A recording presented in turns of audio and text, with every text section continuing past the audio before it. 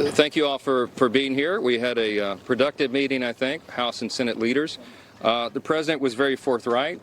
I told the President what I have been saying for many months, and that is that we must have change at the border, substantive policy change. We documented 64 instances where the President took executive action or his agencies took action to create the current catastrophe that we have at the border.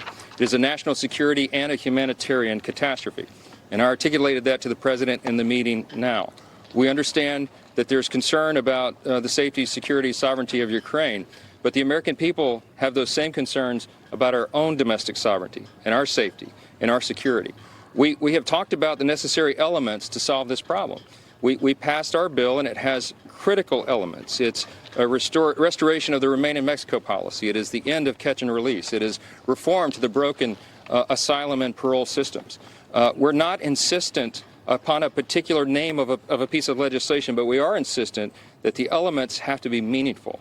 The House is ready to act, but the legislation has to solve the problem, and that's the critical point.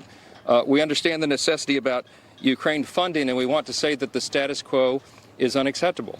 We need the commander-in-chief of this country, the President of the United States, to show strength on the world stage and not weakness.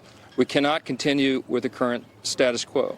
We understand the importance of what's been needed, but when I met with President Zelensky just last month, right before Christmas, he said that the necessary ingredient is the proper weapons systems that they need. There are certain things that are needed to ensure that they can prevail. We need the questions answered about the strategy, about the end game, and about the accountability for the precious treasure of the American people. We understand that all these things are important, but we must insist that the border be the top priority. I think we have some consensus around that table. Everyone understands the urgency of that, and we're going to continue to press for it. I want to thank my colleagues here, the chairman of our committees of jurisdiction, for being here, and thank everyone for the time today. Thank you.